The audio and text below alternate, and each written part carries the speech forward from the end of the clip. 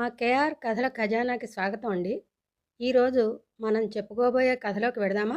కథలోకి వెళ్లే ముందు మా ఛానల్ని లైక్ చేసి, షేర్ చేసి, సబ్స్క్రైబ్ చేయండి.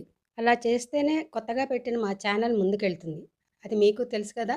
మరి ఇంకా కథలోకి వెళ్ళిపోదామా? వెంకట్ ఒక గవర్నమెంట్ బ్యాంకులో పనిచేస్తాడు. రోజు బైక్ మీద ఆఫీస్కి వెళ్ళడం, సాయంత్రం తిరిగి ఆఫీస్ నుంచి నేరుగా ఇంటికి రావడం. సిటీకి కొత్తగా రావడం వలన ఆప్యాయంగా పలకరించేవారు ఎవరూ లేరు తనకు. డ్యూటీ తర్వాత తన భార్యతో కలిసి కాసేపు అలా అలా తిరిగి రావడం అంతే. హడావుడిగా పరుగులు తీసే జనాలు, ఎవరి అవసరం వారిది, ఎవరి పనులు వారివి. ఒక్కరికి ఆగి ఆప్యాయంగా పలకరించే సమయం లేదు. సిటీ కదా, ఇంతేనేమో అనుకుంటూ తన పని తాను చేసుకుంటూ వెళ్ళిపోతున్నాడు. రోజులను బిజీగా గడిపేస్తున్నాడే కానీ జీవితంలో ఏదో తెలియని వెలితి. బహుశా ఆ వెలితి అందరిలోనూ ఉందనుకుంటా. కానీ పైకి కనబడకుండా లేని పనిని కల్పించుకొని బిజీగా ఉన్నట్టు నటిస్తూ వాస్తవానికి దూరంగా పారిపోతున్నట్టున్నారు. డ్యూటీ ముగించుకుని ఇంటికి వస్తూ యాదాలాపంగా రోడ్డు పక్కన కూర్చున్న ఒక ముసలావిడని చూశాడు. ముందు చిన్న బుట్ట పెట్టుకుని ఏదో అమ్ముతోంది. దగ్గరికి వెళ్ళి చూశాడు. బుట్టలో సపోటా పళ్ళు పెట్టి అమ్ముతోంది. బాగా వయసు మళ్ళిన వృద్ధురాలు. ఈ వయసులో ఎంత కష్టపడుతోంది అనిపించింది వెంకట్కి. కానీ ఒక్కరు కూడా ఆమె దగ్గర ఆగి పళ్ళను కొనటం లేదు. అసలు అక్కడ ఒక మనిషి కూర్చుని ఉందన్న విషయం కూడా ఎవరూ పట్టించుకోవడం లేదు. వెంకట్కి చాలా బాధ అనిపించింది.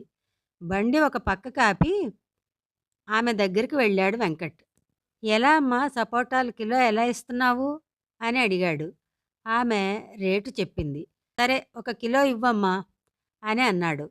ఆమె ఒక కిలో తూచి సంచిలో వేసి ఇచ్చింది. సంచి నుండి ఒక పండు తీసి తిని, ఏంటమ్మా అసలు తీయగా లేవు పళ్ళు అని ఇంకో పండు సంచిలో నుంచి తీసి ఆమెకి ఇచ్చాడు. ఆమె ఆ పండు తిని, ఇదేమిటి నాయనా, పండు తీయగానే ఉంది కదా అంది. సరేలే అంటూ డబ్బులు ఇచ్చి ఇంటికి బయలుదేరాడు.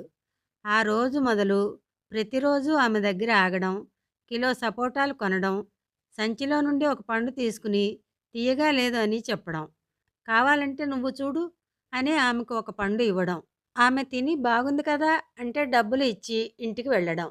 దినచర్య అయిపోయింది వెంకట్కి.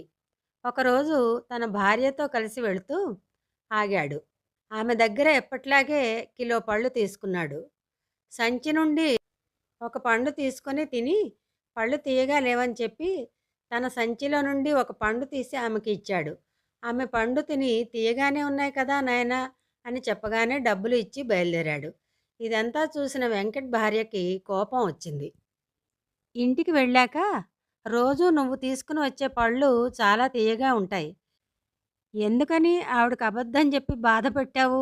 పాపం కదా, అసలే పెద్దావిడ అని అడిగింది. వెంకట్ చిరునవ్వు నవ్వి, ఆమె దగ్గర పళ్ళు తీయగానే ఉంటాయి అని నాకు తెలుసు. ఉదయం నుంచి సాయంత్రం వరకు ఆమె ఆ పళ్ళన్నింటినీ అమ్మడానికి కూర్చుంటుందే కానీ ఒక్క పండు కూడా ఆమె తినదు.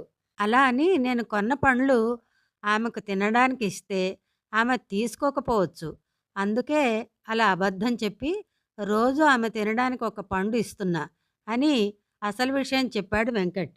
తన భార్యతో కలిసి వెళ్ళిపోగానే వృద్ధురాలికి కొంచెం దూరంలో అమ్మే ఒక ఆమె వృద్ధురాలి దగ్గరికి వచ్చి, రోజూ చూస్తున్నాను, ఆ అబ్బాయి వస్తాడు, పళ్ళు కొంటాడు, బాగా లేదని మొహం మీదే చెబుతాడు, అయినా కూడా నువ్వు రోజు ఒక పండు ఎక్కువ తోయడం నేను చూస్తూనే ఉన్నా, అటువంటి వాడికి రోజు ఎందుకు ఒక పండు ఎక్కువ ఇస్తున్నావు అని అడిగింది.